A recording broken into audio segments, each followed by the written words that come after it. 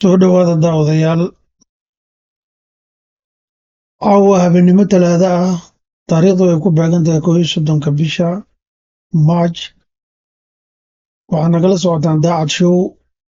Magaalada Baydhabo ayaa waxaa laga soo warinayaa inuu maamulkii Laftagareen nagala wareegay xilka, halkaasoo ay hayeen uu hogaaminayay 7 sano ee lasoo dhaafay kadib markii ay saaka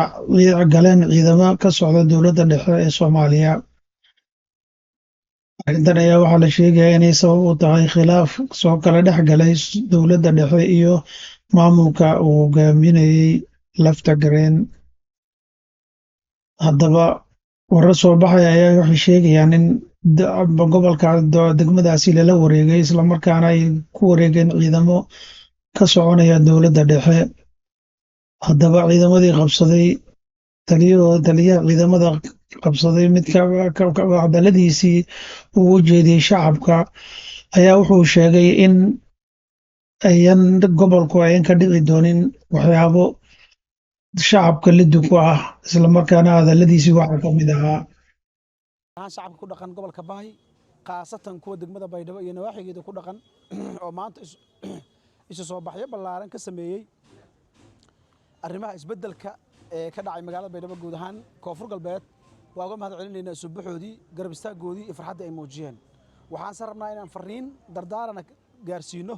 oo aan dadka ugu sheegno in amniga Koonfur Galbeed, amniga gobolka Baay iyo gaar ahaan ka Baydhabo uusan ahayn layac. amnigaasna aan ka wada shaqeyno dhammaanteen, gacan birna lagu hayo. ciidamadii juhdiga u soo bixiyey oo waqtiga dheer u soo bixiyey oo juhdiga soo geliyey ayaana magaaladan xaadir ku ah oo ka shaqeynaya. amnigu waa sugan yahay, waana fadhiyaa. tan iyo markii aan magaaladan dib ugu soo laabanay waxaan ka shaqeynaynay in aan magaalada ka ilaalino dadka dhalinyarada ah ee maaragtay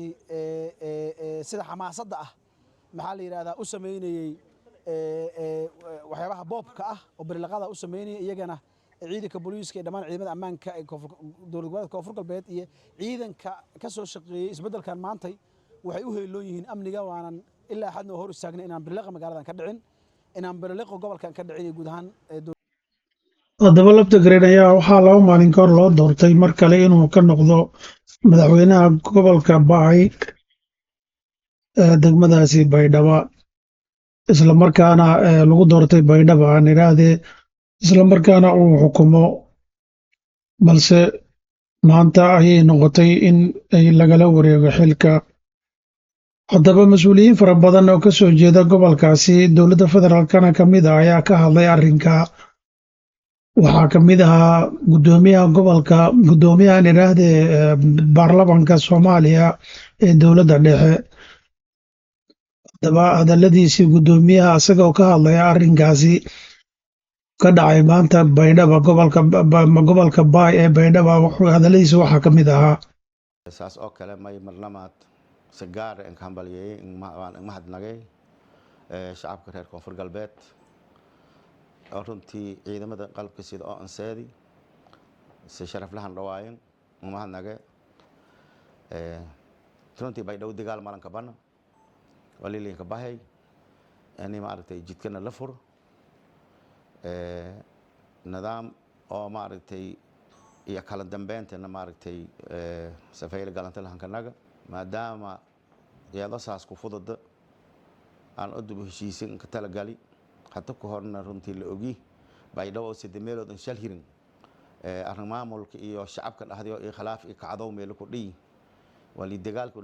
arday ku jeysani ummadda Soomaaliyeed oo dileen in kara korn wana aan shal hirin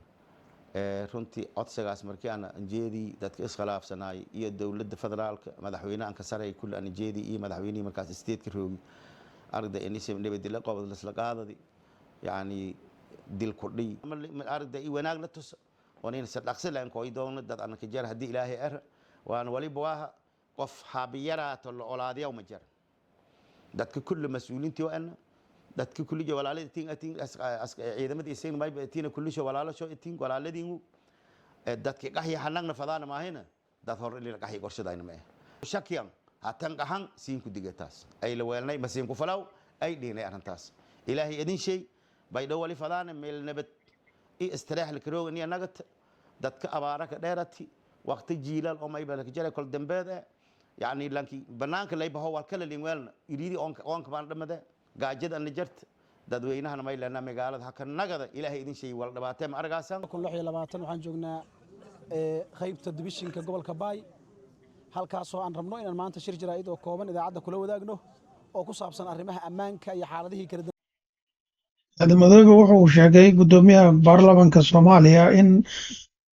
baydhabo ay noqon doonto meel nabadeed isla markaana aan cidna waxba loogu geysan doonin